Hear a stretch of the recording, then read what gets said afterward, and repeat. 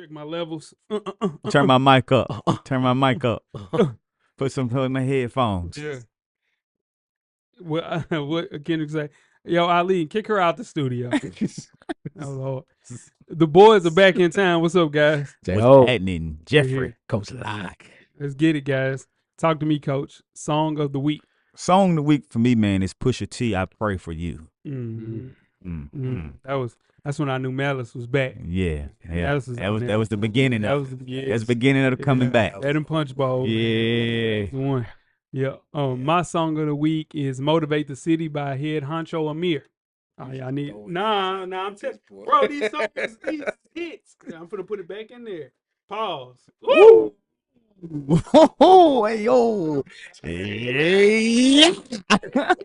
Even waiting to get it, y'all. I put it in the group chat. Last time, did you listen to my boy? No, y'all know you listen to Himothy Chung, cameraman, the one I put in there last. He not fooling with it. He playlist, man. He don't. But these are songs. Yeah, got put on a playlist for cameraman. No, bro, that was my song of the week, and it's yeah. It ain't none of the songs new. Damn. Nah, the song is in there. Did you listen to the? I listened to. No, you didn't. You didn't listen to him at the Chung. I listened to PF Chain. No, you didn't listen to him at the Chung. No, you didn't, bro. I listen to. I trust your musical ears. It's a good song. It ain't for me. But I see what you're going. Like homeboy from DC, you put that in there. I ain't you know. Like, but you ain't gonna listen to Eddie Valero though. Sure, right? And I put you on, try to put you on that. What we got, Joe? Yeah, I see what I'm saying. What we got? What? Big Top, that's my guy. My favorite. Yeah, he did. I ain't even listening to Top. Volume 3. Yeah. Volume Music. 3. Blender music. Yeah. My favorite rapper dropped a project today, so I'm happy. Payroll dropped today. It's fourth quarter. Let you know it's fourth quarter. When payroll drop, it's fourth quarter, baby. Time to get right. Time to get that money together. That's all we talking about.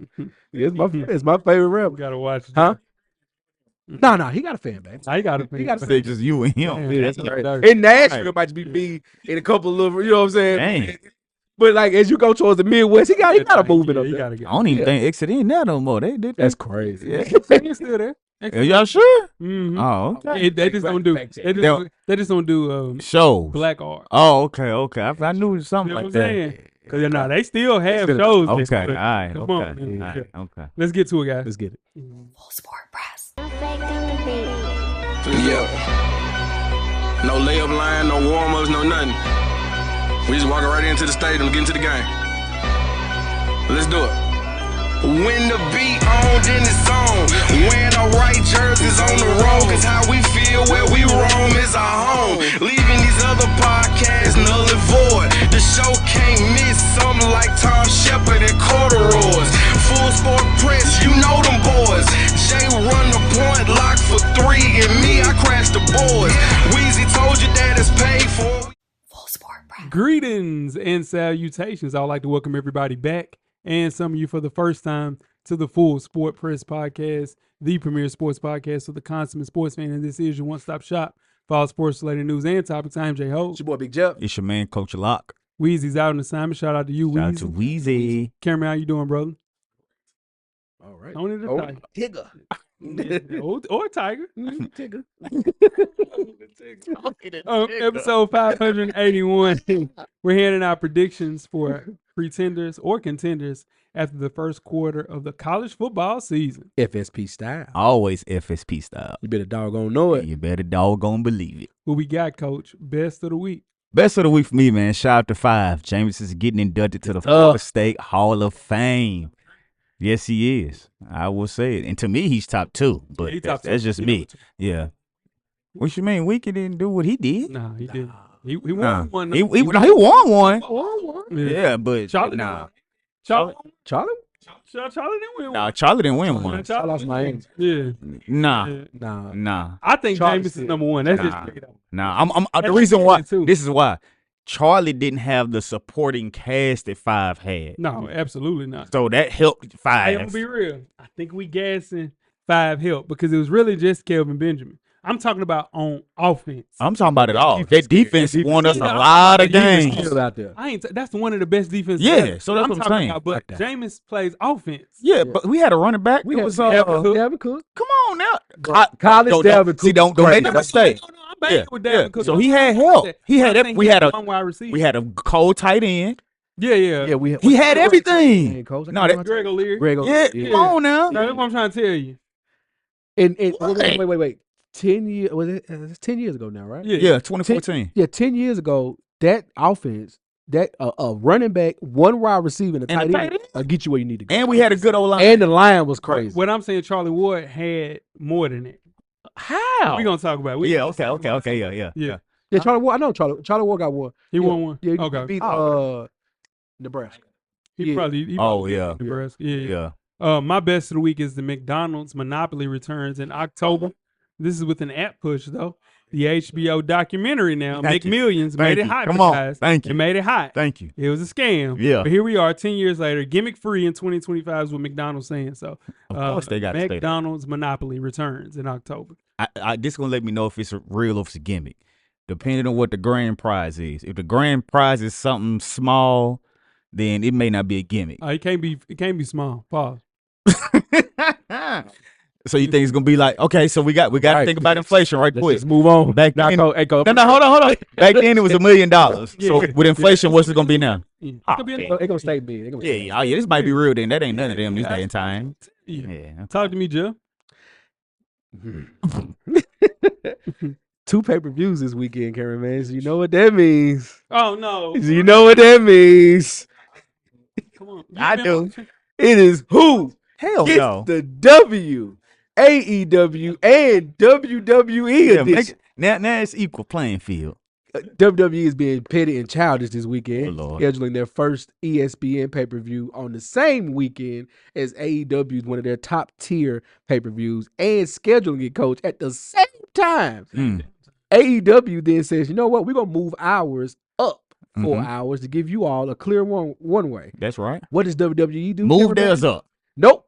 They put their main event first go against AEW's main event. So they started their pay-per-view with John Cena versus Brock Lesnar to go against the AEW's main event. Come on, Triple H. World, man. Come on, Triple H. Anywho, let's get to it. First matchup, AEW's All Out. This is going to be fun. We got Darby Allin versus Jon Moxley in a coffin match. Coach Locke. I'm assuming Darby is a man, right? Darby is a man, yes. Okay. He's a man. I just go with Darby. Darby's good, okay. He said, what's the person say? Darby Allin versus Jon Moxley. Oh, Jon Moxley. We taking Jon Moxley. All righty. Moving to the WWE side of things. In a mixed tag match, CM Punk and his wife, AJ Lee, versus Seth Rollins and his wife, Becky Lynch. These are real life couples. Mm-hmm. Yeah. No. Gets the W, J-Hope. Becky Lynch And Seth Rollins. and Seth Rollins. Coach Locke. I'm going AJ. What's her name? AJ Lee Yeah. and CM Punk. Yeah. All right. In the coup de grace, John Cena on his farewell tour Oh, okay. versus Brock Lesnar. J-Hope. Brock Lesnar. Coach Locke. Got to go with Brock. And that is. That's why I was going. Gets It really should have been my the- pick first. Yeah. See. WrestlePalooza weekend. Worst of the week. Right back to you, Coach. My worst of the week, man. Jeff, what is it? Your Atlanta Dream. They let me down. Yeah. They let me down, Jeff. Yeah. They let me, daddy. They let me down, man. I can't believe they let me down like that. You. Oh, they let me down, man. They lost in the first round. They was not. Come on, man. They didn't. Come on. Indiana Fever didn't have none of their starters. I had to get out the phone. My TV was hitting. Ooh, I said, Coach, I'm just gonna call you back. I had already known the Fever scored. I was like, well, I know they scored. Yeah. The who? Oh no, yeah, nah. Yeah, man. My worst of the week. Sad day. God dang it. It's a sad day. Go ahead and do it. I'm a free agent. College football. No, Jay. No, The Jay. devil is a lie. No, I'm a free agent. My boy. I'm a free. I'm done. I'm leaving the SEC, so it won't be a problem. So I'll either be in the ACC or the Big Ten. Come on home, bro. Yeah, come on, dog. Stay in Florida. Come on, stay in Florida, dog. Be able to do that. But Put that guard and go. ain't nowhere in the world. Too many of y'all. Too many of y'all is close to me. So, man, it just feels good to be wanted, Cameron. Man. I'm gonna be real. A lot of fan bases are reaching out, and it feels good to be wanted. Jeff, I told him he got to stick to the projects like we did with You got to stick to the projects. You got to stick to the projects. You got to.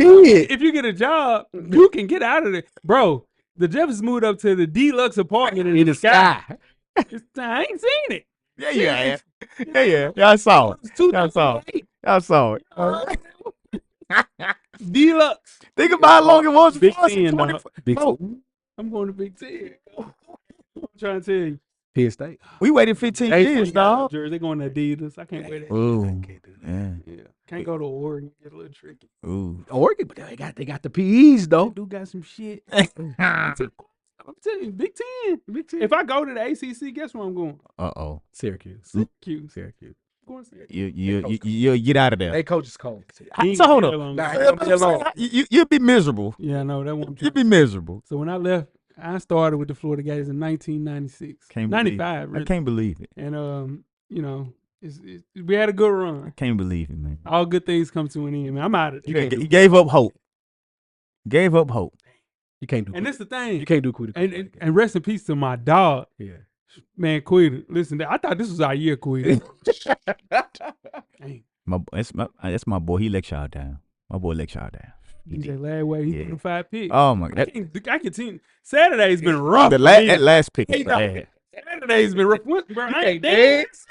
Oh yeah, he done deleted all the dances. He done deleted them. He didn't got him in the phone no more. Dances, bro. It's bad, bro. You might as well go and just post from Florida State, man. Yeah, no. Don't post from Florida State. No. Why you ain't got no allegiance to him no more? Yeah. Nah, I got two real quick. Shout out to my Atlanta Dream. Damn, I just thought it was going. Shout out to Coach Lockwood. Yeah, I thought we was going. Thought we could have been, Cameron, man. That's all. And there's another one, man. Just check on your people. Mm-hmm. Somebody say, man, I'm all right. They might be lying, man. They probably are lying. I'm all right, brother. It's crazy. Nah, man, but just check on your people, man. It's real out here. People is going through it, making decisions that impact their family. Mm-hmm. But check on your people, man. That's right. Woo. Make sure you check us out on iTunes, Facebook, Instagram, Google Play, Spotify, YouTube, Amazon Music, and the FSP's own Insta Snap to catch up on the full archive of past episodes of FSP. Just simply search Full Sport Press Podcast. J-Ho. Yes, sir. And Coach Locke. Yeah, boy. You guys have a yellow box of Cheerios recipient for our listeners. We do. This week's award recipient is none other than Trae Young versus Pat Bev. That's right. Patrick Beverly accused NBA All-Stars of taking the game for granted, specifically Trae Young. Beverly said, and I quote, "I don't think he's in a position to speak to me. He's been to the playoffs 3 times. I've been to the playoffs 9. He's been in the NBA 7 years. My first 7 years, I didn't miss the playoffs at all in the Western Conference." His rebuttal, it's probably going to be, yeah, you weren't the main player on the team. Absolutely right. That is why we call it a team. Now, Atlanta Hawks star Trae Young didn't appreciate the messenger. And he said, basically, in a nutshell, he questions Beverly's inability to win a championship despite being surrounded by Hall of Fame caliber talents like LeBron James, Giannis Antetokounmpo, Kawhi Leonard, Paul George, and more. And on top of that, every time that they played against Pat Bev, it was barbecue chicken. Cooking show. At the end of the day, Trae Young just wanted to clarify his message in response to Beverly. He wanted to defend his fellow All-Stars against the nation, that they don't take all of this for granted. Young felt like Beverly hasn't been at a level to speak to All-Stars that way. I get what Pat Bev was trying to say. Like, he's not respected in certain situations because he was a write-in All-Star a couple of times, and his teammates have said things about him. But Pat Bev, there's levels, right? There's levels of Hall of Famers. Mm-hmm. There's levels of NBA players, and you can't do that. And again, at his level, Pat Bev is great at his level. Okay. And he's great at what he does. And he's great at what he does, but he can't speak to Trae Young. No. The thing about it, he probably shouldn't speak to Trae Young. We're going to be honest. But the reason why he does is because Pat Bev looks at it like, and it's gonna sound like hate. So I'm gonna preface that right now. It's gonna sound like hate. Pat Bev looks at it, man. If I had that talent, I'd be a Hall of Famer. Because Pat Bev gonna work harder than anybody else. Yeah. And so he sees that in other people, and he says stuff like, now again, it sounds like hate, but he's coming from a place of, man, he wants to see people work harder. Yeah. He just has a horrible way of putting it out. Yeah, and what that is most of the time, the guys with the less talent are your harder workers because they have to do that in order to make it to that level or succeed at the level they want to. Your guys with a lot of talent, sometimes they don't tend to work as hard because they don't have to. And when that talent meets that work ethic of a Pat Bev, that's when you see a LeBron James type of career. Correct. You're right. Yeah. Yeah. And I get it too. Bro, this regime of like players, this class of players, they have been given a lot more per se than the Pat Bevs in the world, things of that nature. And it's just one of those things where, yeah, everybody, I'm sure that Dominique Wilkins came out and was like, oh, these guys don't respect, these older players, speaking of himself. But if you walk into a room of all of Coach Locke's players, right, at TSU, I would say out of those 15 players, maybe 4 can point out Dominique Wilkins in the lineup. So in turn, it's just we grew up in the wrong time, and I get it because Dominique Wilkins is mad because he knows he's looking at fucking some of those guys, and they're like, "You got $80 million. I ain't make $80 million my entire career." Mm-hmm. You know what I'm saying? So it's a little bit of hate deemed in a lot of things. And again, like Jeff said, I think he's hating that Trae Young is so good, and he takes it for granted how good he could actually be. Mm-hmm. So to preface that though, let's just say hypothetically, we're back at state. Would we recognize Ronaldo Blackman? Because we would know Ronaldo Blackman, yeah. Oh, Rolando Blackman. Rolando Blackman? Yeah, we would know Rolando Blackman. If we would know Kendall Gill. These kids don't even hoop, but they don't even watch hoops no more. And that's the thing. They watch highlights. We grew up. Yeah. We grew up where we respected the past. So we did our research. We knew our history of stuff. Mm-hmm. This generation, they don't care about that. They don't care. They just worried about right now. They worried about the instant stuff, whatever's right in front of them. They have no care about their history, about anything. So I think that's the difference of our generation and theirs. We knew our history. Our generation, coach, trading cards, having those cards, bro. Yeah. That you knew everybody in the NBA. Yeah. Just off cards. Yeah. Yep. Yeah. No reason. Kendall Gill, the Leggett. Bro, I'm sitting to tell you, I can name the entire Charlotte Hornets team. Yeah. Like Kelly Tripucka. Come on. Yeah. That's crazy. Eldon Campbell was on this. Yeah. Oh, man. Video games, but they play video games, but they do. But they don't hoop. Like, guess what they do? They play in the park. Yeah. They don't even play 2K like that. Yeah. Like, we the last people. They do my player. They play in the park. Yeah. Like, on Teague time. Yeah. The Jeff Teague jersey with no draws. Damn. So are we giving 2 boxes out? They both get the box? Nah, Pat. It's Pat. Okay. It's Pat. Yeah. Okay. Yeah. You guys ready to get started the first half? Let's get it. Full Sport Press.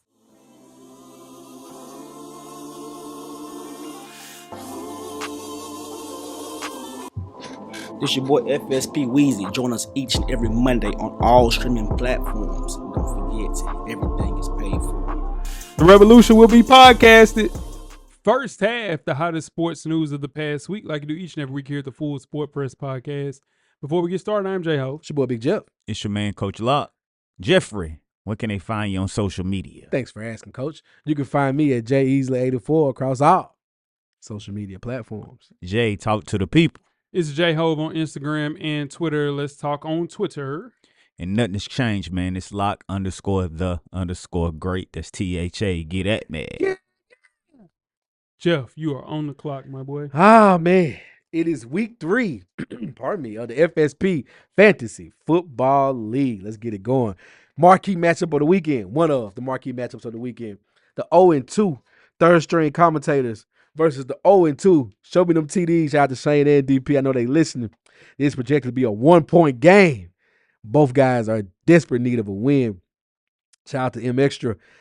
Django moves the chains versus Return of the Mac one time for Regan. That is also projected to be a close game, a 4-point margin between the two. Twin definitely needs a win at 0-2. James is at 1-1. Imaginary players. One time for Coach Wayman at 0-2 versus Cam. Bishop sick of my team at 2-0. Imaginary players projected to get their first W of the season. P.O. F.U. Jerry at 1-1 versus D. Harris, Mike Leach's pirate ship. P.O., of course, because we're recording, hasn't set his lineup because he does this shit on purpose at this point. And the marquee matchup of the weekend at 2-0, follow the buzzers myself, versus that 2-0, belt to ass, one time for Chaz.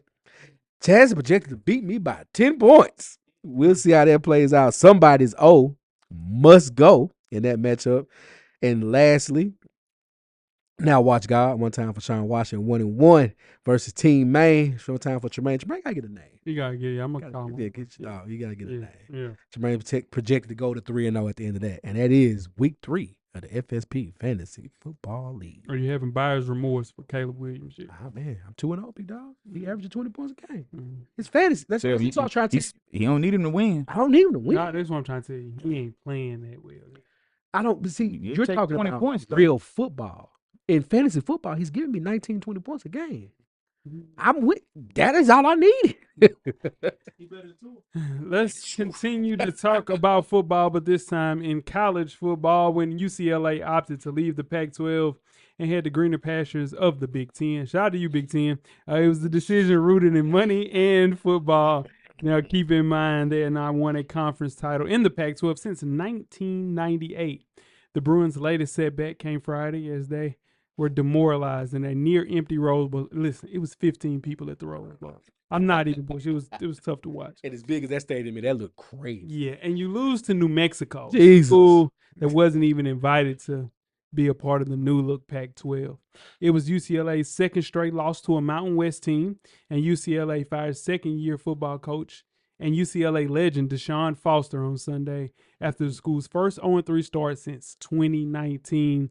Foster was 5-10 since taking over the program from Chip Kelly in February of 2024. Coach, was Deshaun Foster's firing fair or foul? I think this one was foul. I know he's 0-3, but he was named to this head coaching spot at a challenging time. They were in the middle of moving to the new conference. They have no business playing in that conference. Now, you still can't lose these Mountain West teams, especially at home. But last year, they won 4 of his last 6 games, and nobody thought Nico was going to be this bad. When he went to UCLA, they thought they had a quarterback that could help them win some games, and he just hasn't produced like they thought he was. At least let the man finish out the season. That's the only reason I say it's foul. Y'all brought him in. It's just his second year. He hasn't really gotten his full recruiting class in yet because it's still his second year. I know transfer portal exists and everything, but still, in football, it takes a little longer to get to change it over with your whole recruiting class. So I think it's foul. Just go ahead and let him finish out the year. He's an alumni, for God's sake. He was their running back coach from 2017 to 2023 and associate head coach 2023. Just let him finish out the year and then go on. I'll go next, Jefferson. You can close us out. Last year, the Bruins finished 5-7 after 1-5 start. So in turn, they were figuring things out that first season in the Big Ten, the newly look of the Big Ten at that. But you, like Coach mentioned, it's 55 new players on that team, along with 8 new assistants. So you look at that team, they didn't get a chance to really gel. No continuity within that team. Hell, their QB1 pulled up in May, June. Mm-hmm. So it's a situation where I think they pulled the trigger a little too fast because Chip Kelly's team started out 0-3 in 2018 and 2019. Yeah. And now granted, they didn't lose to 2 Mountain West teams. They lost to 2 Pac-12 teams at the time. I think this is foul. I think they could have let him go a little further, but at the same time, I think what they had to do was go ahead and right the ship and start from scratch. We know what from scratch is. Oh, we're over yonder. Yeah. I see. Yeah. Mm-hmm. You can't lose to New Mexico College of Agriculture and Education. You just can't do that. And UCLA is going to have to look themselves in the mirror and realize this was a horrible idea to go to the Big Ten. Mm-hmm. Fire the coach, don't fire the coach. Quarterback might be trash. I mean, he may not be as good as you wanted, especially without those parts around him that were at Tennessee. I don't think you can turn down the Big Ten money and go back somewhere else, but they're in a rough spot. They're not going to be successful in that league. Like this is going to be their reality. Yeah. I don't know how you get around this, but Godspeed to Foster, man. I hope he gets another gig somewhere. But we'll just go chill out for a minute. Yeah, because they paying him out. Yeah, you got to pay him out. Did you really lose at that point? No. Hell no. Big as the what, cameraman? Big as the Super Bowl. That's what Netflix is saying. Yeah. He's just chilling. Netflix is saying there's super fight for the undisputed super middleweight championship of the world between Terrence Crawford and Canelo Alvarez put up numbers bigger than the Super Bowl, averaging over 41 million viewers nationwide. Wow. Jesus Christ. Terrence Crawford won the super fight while moving up 2 weight classes over Canelo, outpointed, outsmarted, outfoxed, whatever you want to put it, the legendary Hispanic fighter in Canelo.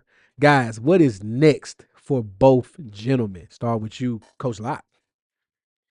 I'm going to speak Canelo first. I think Canelo should just go ahead and retire. He's 35 years old. He's made around $800 million over his career, won multiple titles across 4 different weight classes. He has nothing left to prove. Walk away while you're completely healthy, in your right mind, you don't have any major injuries, and enjoy the fruits of your labor. You made $800 million, and you've been fighting since you were 10 years old. So that's a lot of years in boxing. As far as Bud goes, he's arguably one of the best pound-for-pound fighters all time. He's not in the same situation. As good as he is, as many titles he's won, he's only made around $40 million in his career. So he's nowhere near money-wise as Canelo. He needs 1 or 2 more big fights, I think, that can get him a few big paydays. And your guy, Jeff, His Excellency, is already backing money to sell. Who's selling all these big fights and bagging all these big fights? Yeah. He's already put it out that he wants Bud to fight David Benavidez, which I think will be a big draw. Yeah. So I think Bud needs a couple more fights to kind of get his purse up. Jeff, talk to me. How in the hell did Canelo get so much money and Bud got so little money? He the draw. That 70,000 people that's in that stadium. Yeah. In that stadium, 55 to 58,000 of them were there for Canelo. Mm-hmm. Damn. He's the draw. It was Mexican Independence Weekend. So he's the biggest draw in the sport. Mexican, I get it. So he was guaranteed 10, and he'll probably end up making 40, 50, something like that. Who, Bud? Bud. Yeah. That's what they say, yeah. Is that what they say it's going to be? Biggest payday. Yeah. I didn't know that. Yeah. But like Coach mentioned, I don't think Benavidez, he's going to make 168 to go against Bud. Dude, he hadn't fought down to 168 since 2023. Mm-hmm. So that makes 0 sense for him to come down and fight at 168. I don't think. I think that they fight at 175. Yeah. It's more of a look, but does Bud want to go to 175? Hell no. Mm-mm. No. That's a lot. Yeah.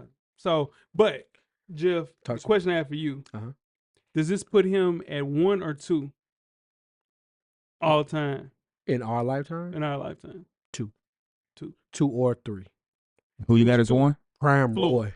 Prime Roy was the most skilled fighter I ever seen. It ain't no question about that. Prime Roy. Roy Jones Jr. 2 is. But he was, even Roy Jones was forced to lean back though. Yeah, that was, yeah. See, so pardon. Okay. Because my fear now is what's left for Crawford. Mm-hmm. So, Coach, you kind of talked about it. He has spent his career, like you said, his career earnings may not measure up to some of the other bigger names in boxing. One of the reasons why is because a lot of those bigger names during his ascension would not fight. They ran from him. They would not fight him. Said he was boring. Said he wasn't drawing no money. So they had a reason not to fight him.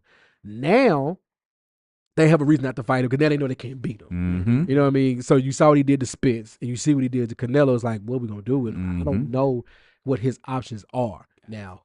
Canelo looked bad these last 2 fights, y'all. Oh, true indeed. He was fighting at like 25%. He old, but here's the thing: in boxing years. But bro, 2 years older than him. But Canelo been fighting like big dog fights. He went pro like 12, 13, something like that. Speaking of 15, Coach, you're like, this is a stat. Canelo, this is the first time Canelo hasn't had a championship since 2015. Jesus. Some sort of championship since 2015. That's so wild. That's why you had mentioned Crawford versus Benavidez. I think the matchup is going to I don't think Canelo can duck Benavidez anymore. Mm-hmm. And that's because that's going to be the big fight when Cinco de Mayo rolls around next year. That's when he fights twice a year, Cinco de Mayo and Mexican Independence. So that will be the fight to make is Canelo versus Benavidez on Cinco de Mayo with all the money in the world involved. Because his excellency is it is excellency. Yeah. He everywhere too. Oh, he got his hands in all the sports. Yeah. He everywhere. Yeah. He paying them boys to play flag football. You see that? Tom Brady. Yeah. Brady. Miles Garrett. Jesus. All right. Before we get started with halftime, let's talk some NFL football. It's 5 NFL starting QBs that are hurt. We'll go through the teams, and we'll let each of our listeners know which team is actually in trouble. Starting things off with the Bengals. Joe Burrow could reportedly miss at least 3 months, guys. He's won NFL Comeback Player of the Year in 2021 and 2024 with Jake Brown, and suddenly back into the spotlight. Jeff, are the Bengals in trouble first? Trouble. On a scale of 1 to 10, trouble, they're like a 6. Okay, yeah. Okay. Because here's the thing. That defense is going to be that defense. So they were going to be in dog fights every week anyway. Yeah, no matter who. Yeah, so Boomer size. Yeah. Carson Palmer. Shit. That's my guy. Achilles Smith. Jeff Blake. Jeff Blake. Yeah. Achilles Smith is what I'm Achilles Smith. Yeah. Okay. Coach, on a scale of 1 to 10, are the Bengals in trouble? 10 being more trouble. 10 being trouble. Trouble's on my mind at 10. 9.5. Trouble, man. Trouble in paradise. Yeah. These big boys. Trouble in Little China. Yeah. They spent all their money on offense. Mm-hmm. They can't stop nobody. So with Joe Burrow not at the helms to lead them, they're not going to be able to score as many points as they need to score to outscore teams. Because the defense ain't going to get no stops. We know that. So they in trouble. Yeah.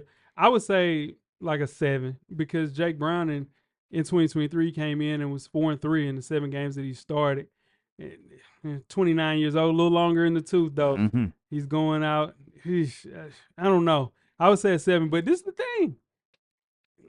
And Joe Burrow, I have turned around on Joe Burrow. I think he's a really good quarterback. Uh-huh. Joe Burrow stays in that pocket a little too long, and it goes back to what Jeff and I have been saying for years. Left tackle. Pay the tackle. Penei Sewell was right there. Yeah. And I get it. Jamar Chase is a generational talent at wide receiver 1. And he played with your quarterback. Hey, listen, I get all of that. But every injury that he has sustained since he's been in the NFL has been related to lack of fucking ways to keep him off the dirt. Now, let me shoot the linemen a little bit, just real quick. He got to throw that ball. Get rid of the damn ball. Get rid a little bit fast. Help your big dogs out. Help your big dogs out. Yeah. Quick question, right quick. Okay. If they'd have took the offensive lineman, would they have made it to the Super Bowl? Yes, because they would have kept what's your boy? Tyler Boyd. They would have kept Tyler Boyd. Okay. Tyler Boyd would have still been wide receiver. Tyler Boyd ain't I'm Jamar Chase. But T. Higgins still there. T. Higgins still there. He's still there, He's but still there. he ain't Jamar Chase though. You don't have Jamar Chase. And you can pay some other people. But you still have 2 competent wide receivers. You have 2 competent wide receivers. That's true. Yeah. Okay. And a tackle. Yeah. Yeah. Moving on to the Vikings. After missing his entire rookie season with a torn left meniscus, J.J. McCarthy now reportedly expected to be sidelined for 2 to 4 weeks with a high ankle sprain. Coach, big trouble in Little China, or they're good? I give this about a 5. Okay. They have Carson Wentz, Yep. who's a veteran quarterback, Mm-hmm. and he's proven he can win games. Yep. So they just need him to win a few games because, like you said, JJ won't be out that long. And he's still throwing to Justin Jefferson. He is. So I don't think they are in as much trouble. So I'm going to give them about a 5. Jeff? I see it the other way, Coach. I don't know if I want Carson Wentz coming out there as my quarterback. There's a reason why they're looking at Kirk Cousins.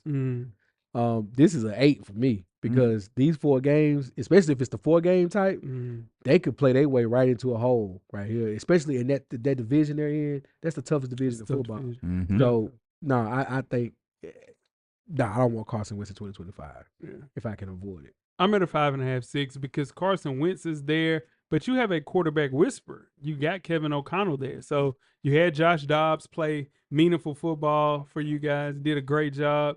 You dusted off Sam Darnold and got him paid. So I think you can do Carson Wentz the same.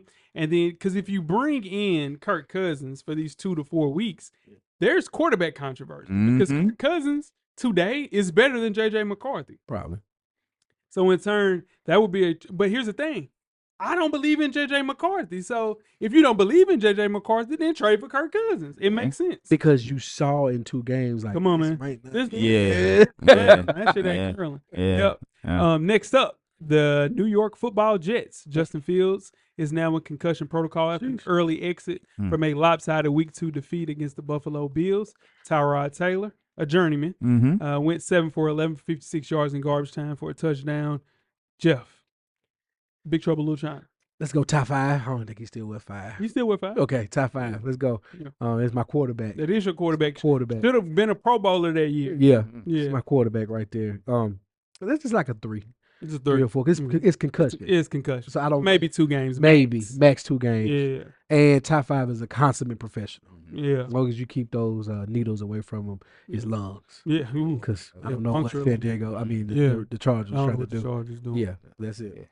Coach? I agree, man. I don't think it's trouble in paradise here. I give it about a 3, 4, because Tyrod Taylor can lead your team. Damn right. He can get you wins, and it ain't like Justin Fields has a major injury. You know, he might just be out 1 week. Then he come back the next week. So all you need, Tyrod, is just win this one game. Now, they are playing Tampa Bay. They are playing Tampa. Shot debate. Yeah, so, you know, it could be an uphill battle, but at the end of the day, it probably will only be 1 game. Yeah. So I get about 3.5. And again, I would say 2 because Tyrod Taylor is no stranger to being a spot starter. So he did this a couple of times in his career, winding down. The honeymoon phase is over now with Aaron Glenn, though. So you got to figure out ways to get that defense off the field on 3rd down and win some games. But, yeah, not worried about this one at all. Next up is the San Francisco 49ers. Brock Purdy is week to week with a toe injury. He will not play.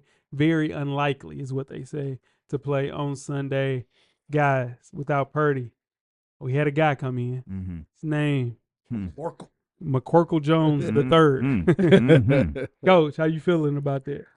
I'm going to go about 5 on this one, simply because he won us the game. It was against New Orleans, but they do. And we have one of the best offensive minds calling the plays. That's right. And Christian McCaffrey is still there. Still there. You know, so it's not panic, but it could go the wrong way because now you're going to be relying heavy on C-Mac, which could then put him injury like the rest of the guys. You know what I'm saying? But Mac Jones, you know, he kind of turned the clock back a little bit. Yeah. So I just go 5 here. Yeah. It's like a 2 for me. Yeah. Because Shanahan, he wanted McCorkle. Nigga, he wanted McCorkle. Listen, he has been wanting to get his hands paused on Mac Jones since the draft. Yeah. And he's finally able to get him, overpaid him, sign him for a 2-year deal. That's when you know you really want a backup quarterback if you sign a backup quarterback for 2 years. Yeah. So, he loves him. Yes, I think y'all okay. Yeah. And last but not least, it is the Washington Commanders. Jaden Daniels sprained his knee during a loss at the Green Bay Packers on Thursday Night Football. Fortunately for his Commanders, the injury report won't be long-term. But if he doesn't play this week, it will be Marcus Mariota stepping in at QB1. Jeff, how do you feel about 10? 10? You were? 10. You were? In 2025? Marcus Mariota? For a game? Or more? Nah, bro. He'll be fine. The Giants are better than we thought. The Eagles are the Eagles, and the Cowboys are the Cowboys. They don't have a game to spare in that division, bro. Marcus Mariota had to step in and play when Jaden Daniels went out last week. He played well. Played well, coach. He did. Yeah, they played the Panthers, and they got a W. So, former number 2 overall pick. Coach, how you feel about Mariota? If he's not out long, I give it about a 4 because let's say they're playing the Raiders this week. So it's not like they playing the Chiefs or they playing the Eagles or they playing the 49ers or, you know, the Cowboys. So they have a little wiggle room here to let Mariota play this one game. Now, if this turns into 2, 3 weeks, 4 weeks, then that's when I start to get a little worried. But for one game, I think Mariota can hold it down against the Raiders. This is the thing I told y'all. Slide. He just got to slide. He got to slide. He got to slide. He got to slide. You're right. That's all I'm telling you about this kid. That's true. He missed games last year. Yeah. Not slide. Got to slide. Hey, man, slide. Protect yourself. You got to slide, man. Guess what? He's slightly built. Very. Yeah. Do you understand what I'm saying? And the best ability is availability. You guys ready to get started with halftime? Let's get it.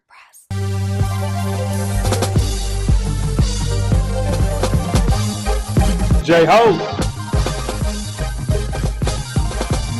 Check us out each and every Monday. The Revolution will be podcast. Revolution will be podcast. Halftime, we are back with FSP's Heisman list. I am J-Ho. It's your boy Big Jeff. No?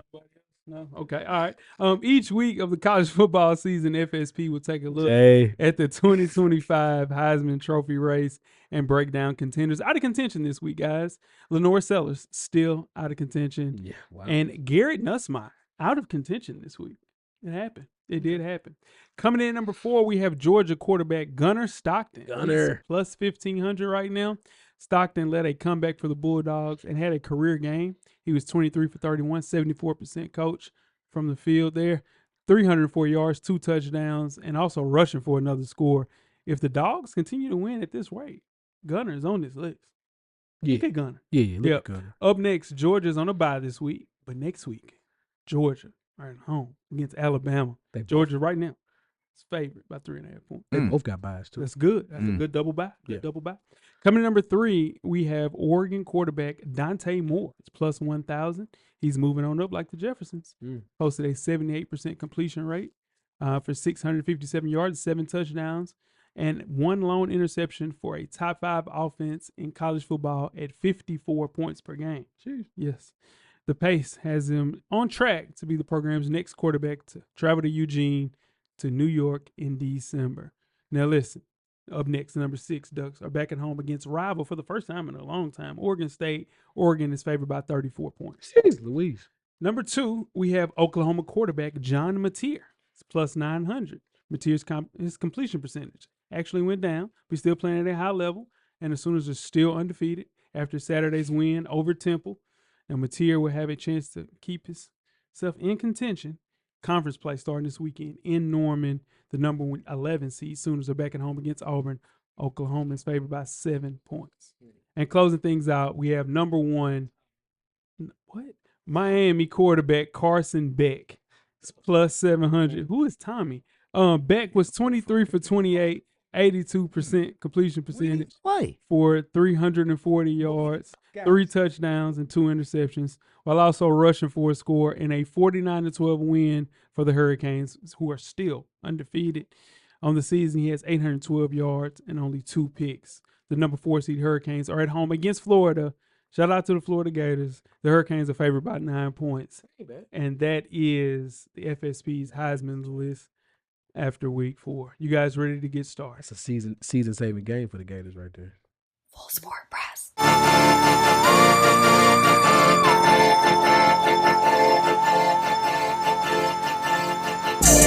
Hey, it's your man, Coach Locke. Y'all make sure y'all check out the Full Sport Press podcast every Monday, wherever you stream your podcast episodes. Like I always say, get a drummer song. Revolution will be podcasted.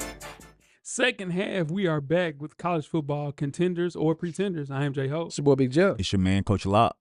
Cameraman, the first quarter of the 2025 college football season is all but done. Still early, but we're starting to see some separation between contenders and pretenders. Man, it's only week 4, but there's definitely a vibe as far as a prove it week coming up. Let's talk about it. The first contender or pretender coming in number 10, Texas A&M. They're 3-0. Coach, are they a contender or a pretender? I think they're a contender. My Echoes' first 10 games as their coach. Got them beating 3 top 10 opponents, with the most recent one, the win over Notre Dame.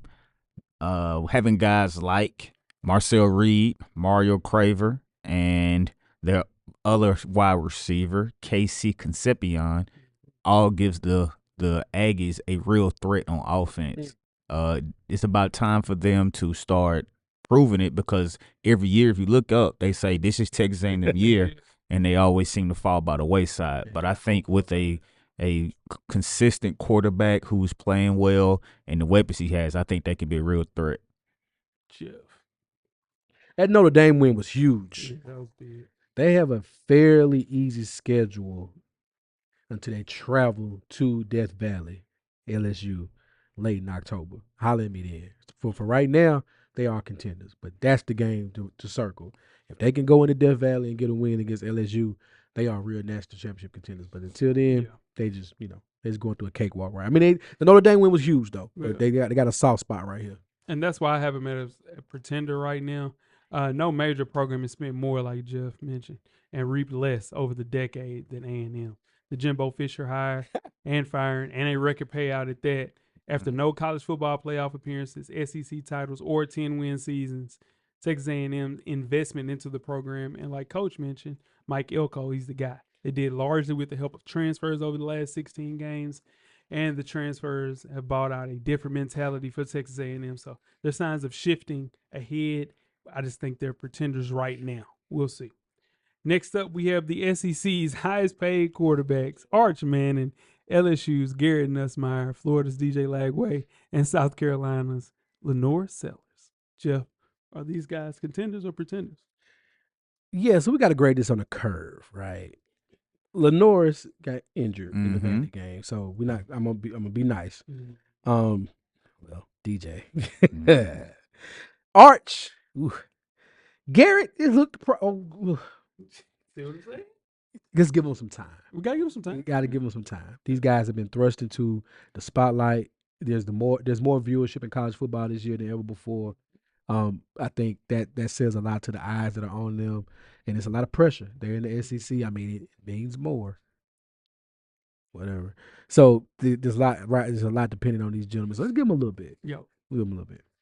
Coach, I think some of them pretenders and some of them are contenders. I'm gonna go with, like Jeff mentioned, Lenore's. He's injured, so kind of got to give him a little graded curve. But Arch Manning, pretender. For sure.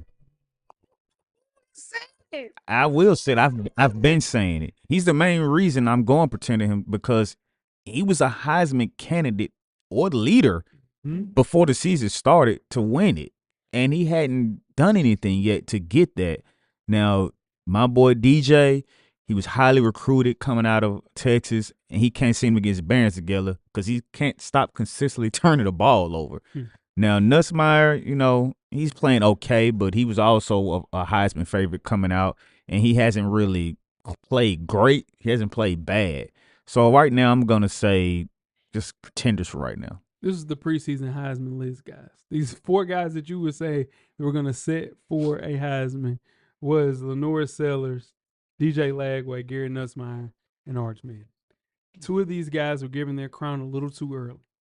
But it's all related to NIL. You cannot set a $3.5 million quarterback on the bench.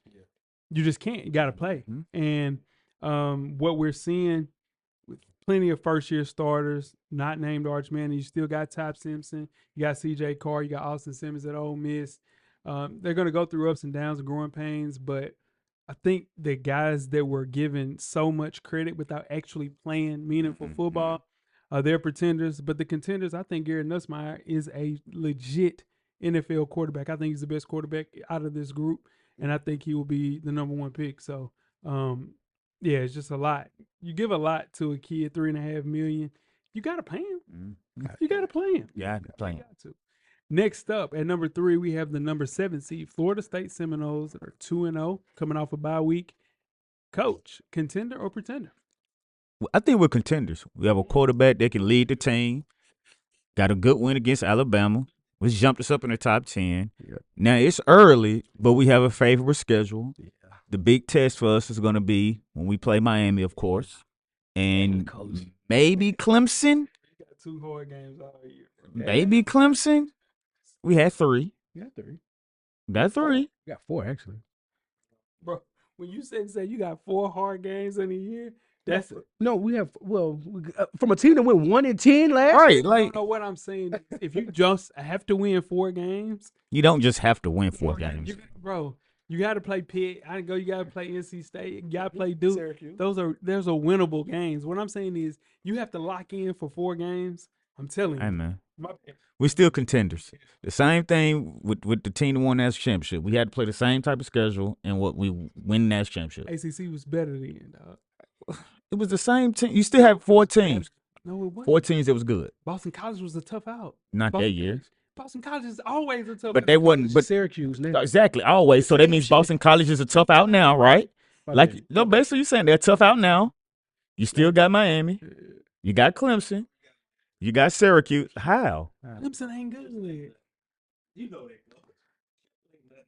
So what's the difference with the 2014 year then? Give me the good teams. I'm not an ACC apologist. I'm just trying to tell you, if you look and say we have 3, maybe 4 hard games in the season, and you look at Florida's schedule, we have 9. But every SEC team ain't got 9. Yes, they do. Oh my God. Yes, they do.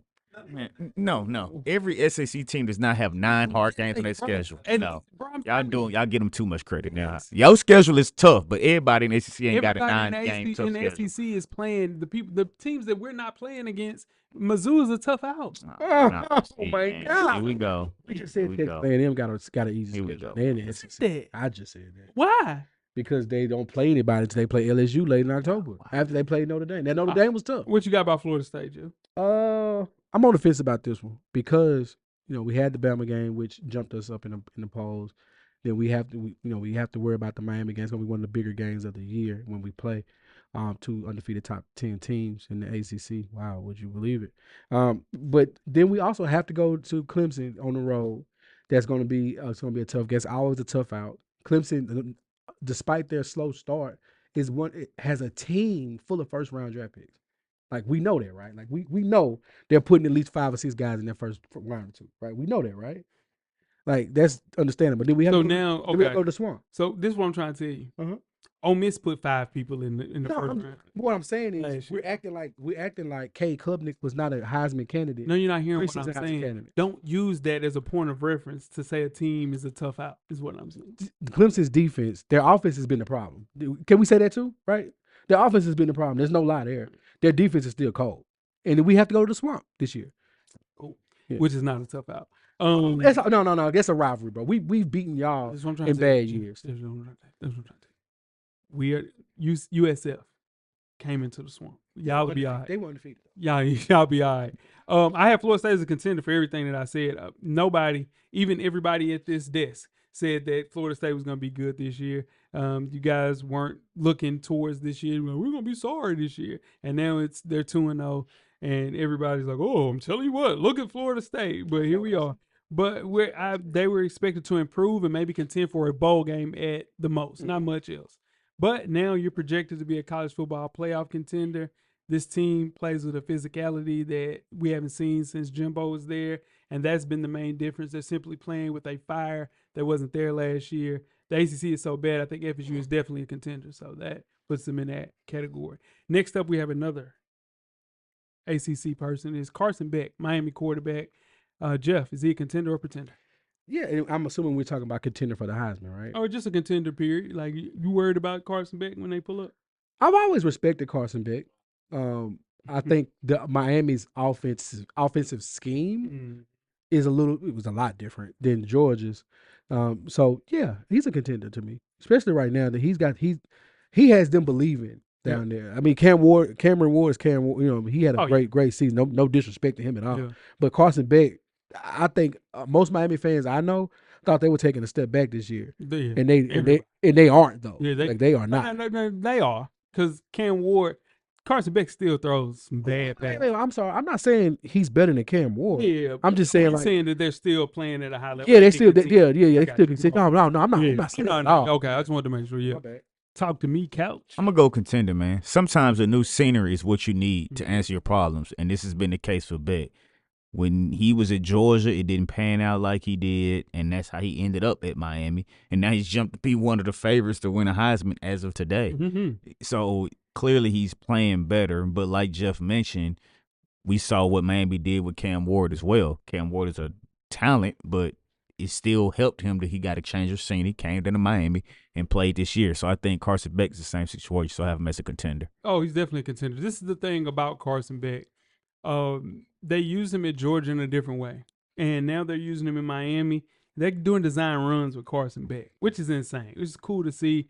I watched that South Florida game, and they were doing design run left, design run right for Carson Beck, and nobody was prepared for that. And he ran for 2 touchdowns, which is crazy. He had 6 runs for 28 yards. That's something he doesn't do. So, but being in his bag, being very comfortable is what we saw him in his best in Athens. And he has a comfort level to this offense and a chemistry with the receiving core that made his first 3 games look seamless. And you know why? Because he got there in February.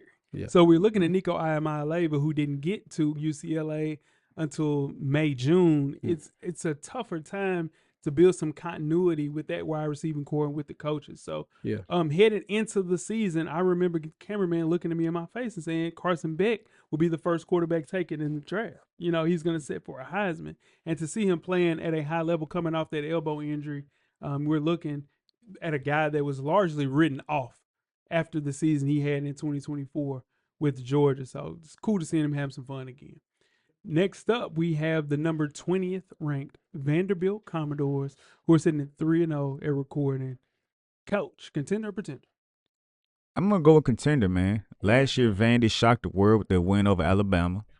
They ended up being bowl eligible, and this year they find themselves in the top 25, like you said. They brought back a lot of the players that took that big step for Vandy last year, and it's showing this season that they have that chemistry, they have the experience, and the biggest thing is they're really believing they can win these games. And when you have a quarterback like Diego Pavia leading the way, it's just set up for you to win and be better than last year. So for Vanderbilt standards and what they know people expect from them, I think they are contenders.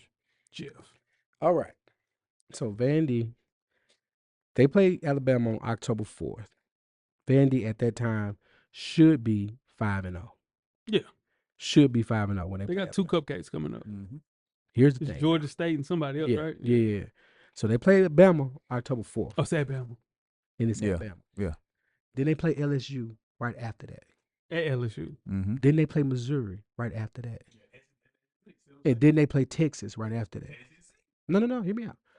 Them tough outs. That's what he's saying. That's tough out. I'm saying that's tough outs. They don't give a damn where you at. I don't care who you are, bro. That's a tough. That's a tough skill. LSU, Bama, say what Missouri, okay. Missouri, but then Texas right after that.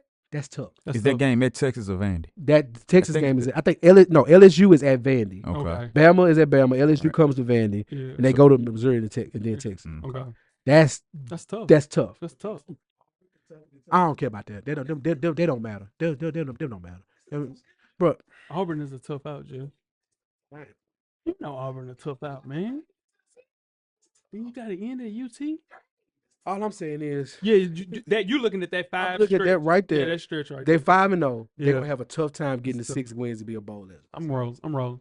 This is an exciting period for Nashville, I would say. Tickets at Vanderbilt are as high as they've ever been since 1997 when they had Jay Cutler or somebody back then. But shout out to Diego Pavia, shout out to Clark Lee, more Matador. They're bringing stability back to Vanderbilt and the SEC because this is the first time Vanderbilt has been ranked this early in the season since 1956. What? And one of the biggest standout of this team is their ability to actually pass the ball and run the ball. It's a balanced offense. Defense is playing at a high level. Vanderbilt might not win a title. I don't think they'll win a national championship, guys, but I think this is something that this Vanderbilt community will see for years to come, and they better hope and pray that they can keep Clark Lee there. That's what they better hope for. Next up, we have Gunnar Stockton, quarterback from the University of Georgia. Coach, is he a contender or pretender? I think he's a contender. After standout performance against Tennessee this past weekend, where he earned SEC Offensive Player of the Week honors and a Davey O'Brien Award, he demonstrated that he could play. And everybody knows this was a big game. He led Georgia back to win this game, even though Tennessee missed a game-winning field goal at the end that should have been a normal, everyday field goal, you would think. But I think he's a contender. He, he has a ability where he shows up in big games. So I think Gunnar Stockton is a contender. Jeff? Ooh, I like that, Coach. You swayed me on that. You swayed me on that. 'Cause I have a tough time with Georgia quarterbacks anyway. It's just, I don't know. So I'm going to say contender. Mm-hmm. He's that Tennessee game, I know, was one game. If you're a UT ball fan, you say this one game. That one game showed me something with Gunner. So, and he has my favorite name in football, right? Yeah, Gunner Stockton is a great name. It's a great quarterback name. Great quarterback. Kirby Smart, he was in a tough spot in late December last year. You just do you make the decision to stick with your quarterback too, who's been in your program for 3 years, or go get the proven starter with an early NFL draft round pick potential in Carson Beck? And I think he's feeling really, really good about the decision. After that Sunday afternoon, like Coach mentioned, his first SEC role start was as tough as it gets, and he didn't flinch. Grew up right before our eyes. I think he'll have his moments with 5 more games on the schedule against teams currently ranked in the AP Top 25. But if he's going to be able to figure it out, this is only his 4th start we just watched. So, you got to be optimistic about him having ebbs and flows, and I hope it figures it out himself. He learns on the job, Jeff. Mm-hmm. Yeah, so I have him as a contender, though, for sure. Man, number 7, man, we have Colorado coming in at 1 and 2. Jeff, are they contenders or pretenders? I don't know. Because they lost a lot. They lost a Heisman Trophy winner and a draft. That's a lot. That's a lot. I'm thinking about that. Yeah, you're right. You're right. They did lose a lot. But I thought they had a quarterback. I really did. I'm not sure after this first quarter of the season. Nobody knows. Defensively, they're better than we thought. They're at least trying. I don't know. They're at least trying. And running the ball, they're at least giving an effort. They have the same problems that they've had each year Coach Prime has been in Colorado. But they just don't have that knockdown, over-the-top NFL guy on both sides of the ball that's making up for their lapses. So the jury's out on this. I'm not sure. What you got, Coach? I think they're pretenders. I'm not convinced they've solved their problem at quarterback. Yes, Staub came in and played the best out of those 3 guys with him, Salter and Lewis, but he still hasn't done enough for me to make me believe he's the real deal or that they're real contenders. And like Jeff kind of mentioned, they still struggle in the trenches. Well, they've struggled since Deion has gotten there. He's always had the weapons in your skill spots, like your wide receivers, your DBs, your quarterbacks, running backs. But the trenches and the defense is where they're still struggling. They can't stop the run still. They still struggle tackling at times, and they still struggle protecting the quarterback. They did address it, bringing in a high-profile recruited offensive lineman, but the trenches still are where they're struggling to be. So I have them as pretenders. Okay, so if I always roll with this, and it started when we had Jesse Palmer and another guy at Florida. This is where the start of my stress at quarterback happened. If you have 2 quarterbacks, you don't have a quarterback. You just literally don't. And they have 3. And Kaidon Salter is easily the second most disappointing transfer of the entire season. I think number 1 clearly is Nico Iamaleava just on the strength. But also, they're getting killed in the trenches. Jaheim Otis, you get him at Alabama, who is a starter on defense. He's only played in 1 game, but he's been a healthy scratch in 2. Like, through 3 games, you not playing one of your guys that transferred from the vaunted Alabama defense. So this team better turn around fast or it's going to get ugly. And I can see Coach Prime taking his ways on back and hanging out with Carucci. Not for real. I mean, she holding little Jaheim. What's Jacquees, baby? Oh, yeah. Grandmama. Yeah. Carucci. Yeah. Grandmama. Yeah, that's crazy. Up next, we have the number 18 Georgia Tech Yellow Jackets. They're 3-0, Jeff. What division is that? Yeah, we're going to talk about it. Go ahead. They're in the ACC. Yeah. Contender. Oh, my gosh. You look and see who they played. School of the Blind. Clemson, who was 12. Yeah, and Colorado. Wow. Look at who they played. They ain't played nobody but Clemson. And Clemson's hard. Clemson was awarded over. I mean, Colorado was awarded. Let's get to it. I think they are contenders. This is a better team than people are giving them credit for. They are this year's SMU. They're gonna be there at the end of this in the ACC. Nah, that makes sense. Yeah. So shout out to Georgia Talk to me, Couch. No. Go ahead. Yeah, they contenders, man. You know, they beat Clemson. Everybody knows, and people are really down on Clemson right now. But Clemson will be fine. But they are going to be a team that's going to be in the running of winning the ACC. But I don't think they will win the ACC, but they'll be in the running. So I do have them as contenders. Yeah. It's a 3-team race, boy. I tell you what, Brent Key, you beat Clemson in a buzzer beater. It's great. But they found themselves in a really good position to be a contender for that college football playoff spot. This got to take care of business. I mean, cameraman, look at this schedule. Who they have coming up? Temple, Wake Forest, Virginia Tech, Duke, Syracuse, NC State, BC, and Pitt. They'll be favored in all of those games except for Georgia coming up. They'll be favored in every last one of those games. So it's not to say that the Yellow Jackets won't slip up against Duke or NC State because it's going to happen. It's conference game. But, in fact, the smart money is on Georgia Tech losing at least one of those games. But I think the smart money is also going to say that one of you guys in the ACC is going to lose a game as well. Yeah. So, yeah, man. Make sure Florida State or Miami has to lose a game. I think they'll lose. Exactly, right? Yeah. So even if they lose one game and then lose to Georgia, they'll still be in the ACC title game with a chance to skip the at-large bid process altogether. So they're contenders by default. Yes.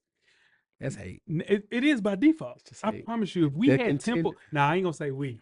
Because we would lose to Temple. We wouldn't lose to Temple. We would lose to Wake. No. I would lose to BC. Anyway. Y'all definitely. Y'all would lose to both. I don't know who y'all talking about. I don't have a team right now. I am a free agent, and it feels good to be wanted. Coming in at number 9, we have the UNLV Running Rebels. They are 3-0. This year's Boise State, maybe? Contender or pretender, Jeff? Shout out to West Coast games after 9:30, because Lord. It's hard. It's hard to keep up sometimes. These are pretenders, man. They're gonna come back down to earth here, and they probably gonna make me eat my words for saying this, but they're gonna come back down to earth here. Yeah, pretty soon. This is gonna be a clip because cameraman gonna remember me saying this. But yeah, they're pretenders. Go. I have them as contenders to be the best team in the group of 5. They emerging as a strong. I think they'll beat Boise. Okay. Boise look bad out the gate. Boise bad. Yeah, they have a good path to be the college football playoff now. They coming off a year where they were 9-5. They ended the Mountain West Championship game. So I think they are contenders. They just have to not overlook anybody, not get too comfortable. But I think they are contenders. All right, so UNLV. Bless you, my brother. All right, so UNLV. Shout out to my coach, Dan Mullen, who's the head coach there. Idaho State. They beat the hell out of them. Then they played Sam Houston State. Then they played UCLA. So they 3-0 because of that. Now, and Dan Mullen has got this team playing at a high level. They lost their coach last year. He went to another place, greener pastures, we would say. Dan Mullen comes in and takes that job, and they look like a more polished team. They'll win 10 games this year. Dan Mullen will leave this year. I think he might take the UCLA job ultimately, but just another loss for a school that lost Barry Odom last year. So in turn, you're going to lose a great coach back-to-back years because, again, they can't continue to play at this level at UNLV. This, unfortunately, is a breeding ground for a coach to start here and go on to the next level. So they are pretenders for a championship, but contenders to win the Mountain West. I like that. I like that. Yeah. And closing us out, it is Bryce Underwood, Michigan quarterback, coach, a contender or pretender? He's a pretender right now. His inexperience is holding him back. He doesn't know how to lead the team the correct way yet. And his coaches are being conservative with his play, which I think that's hurting him. They need to let him go to open the playbook. You threw him in as a freshman, so it's no point of holding back the playbook. Go ahead and take his bumps and bruises now as a freshman. And because holding back is taking away from his natural God-given talents. Once he gets more experience on his belt, I think he'll be fine and be a contender. But right now, today, I think he's a pretender. Yeah, I like that. I'm going to go with contender because he's going to be able to. He's going to be on a large platform in Michigan. He's on a large platform in Michigan. Absolutely. And he's going to be able to showcase that talent. I think, Coach, they are going to open up their playbook a little bit more as the season goes on, and we're going to see something special from this kid. Yes, he is a freshman. Mm-hmm. Yes, he is going to do some head-scratching stuff. Absolutely. That's just what that comes with being a freshman. Like, we've all been there. But when it comes down to it, there's going to be a play or two this year to remind you that's why he's playing right now. Yeah. I'm rolling with Coach. I think he's a pretender for this year. I mean, he's not draft eligible until 2028, but he's number one on everybody's draft board coming up in 2028. So he has time to kind of hone his skills and kind of figure out the way that he plays. But he's flashed what everybody saw just a huge arm through those 3 stars. Big plays as a passer and a runner. That completion rate sitting at 57% isn't ideal, right?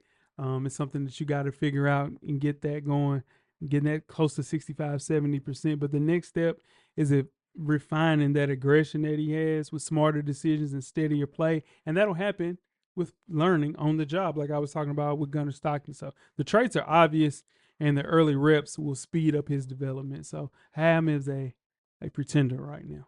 Okay. Yeah. And that is our Contenders or Pretender show for college football after the first quarter. Yeah, man. I'm trying to decide when I'm going to make a decision as far as where I'm going, taking my talents. So what you doing with this right right here? here? You gonna put the hats? What you doing with this right here? That shit You gotta sign your national letter of fan intent. Yeah, I'm gone. You gonna have a ceremony? You gonna put some hats that's out make it too hot. You know what I'm saying? Okay, I got you. It might make it too hot, but just know that you hear me. You know what I'm saying? Let's go Big Ten or somebody. I don't know where I'm going. Go to the war chant. With Jeff, you weren't even doing the war chant 2 days ago. I'm just saying you gotta do it once because you joined. No, that's initiation. Whoa. No. I never said we was gonna be bad. I always said I gotta see what I need to see what our quarterback look like. I said I want to see what our quarterback look like. Stick with your whole conference, big dog. Clearly, we know. He clearly does. Never.